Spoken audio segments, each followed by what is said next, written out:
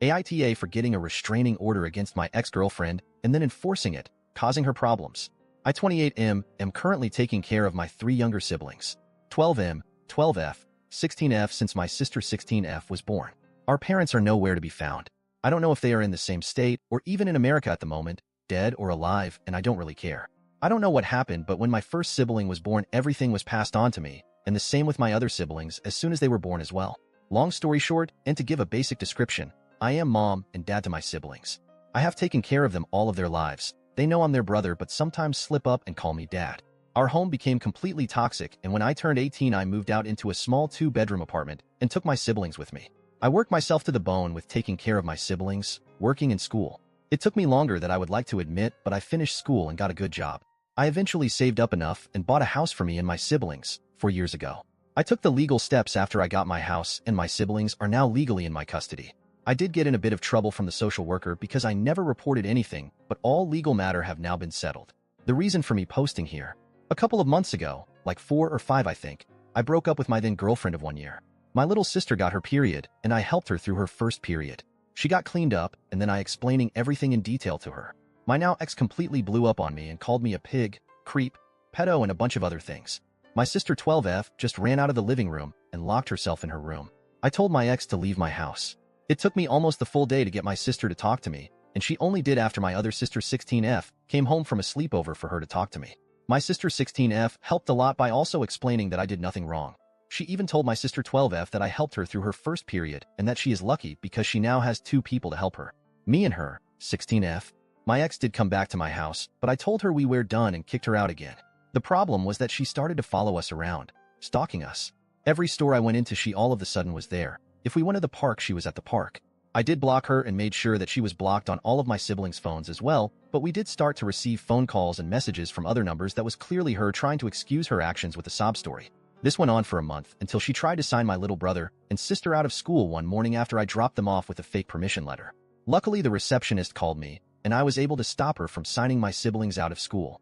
That is when I filed for the restraining order. I got all the evidence, photos, messages, calls, everything, and we got the restraining order. Me or my siblings running into her at places dropped considerably.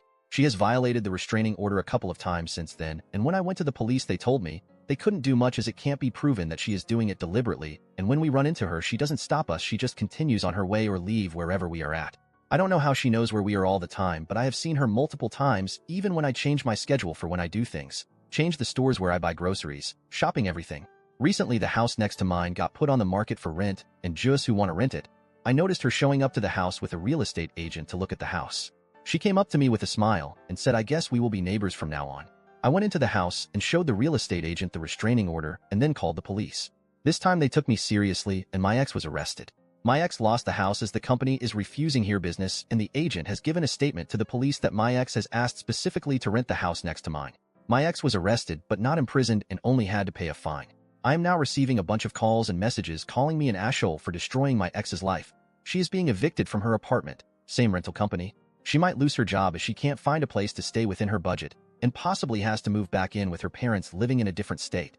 Her own sister and friends are refusing to help her. Don't really know why they don't want to help her, but I don't see that as my problem as long as my siblings are safe.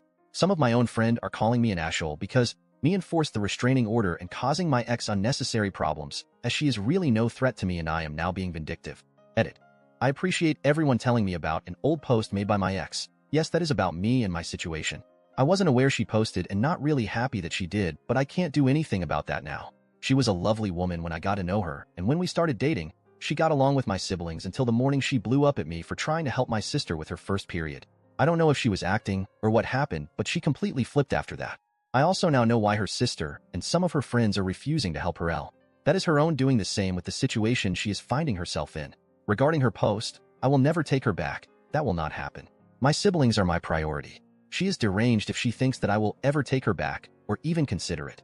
Regarding some of my friends that are saying I'm taking things too far and being vindictive, I didn't mention it in my post and didn't really want to make it a gender issue, but the friends who are saying I'm going too far being vindictive and that she is no real threat are also women.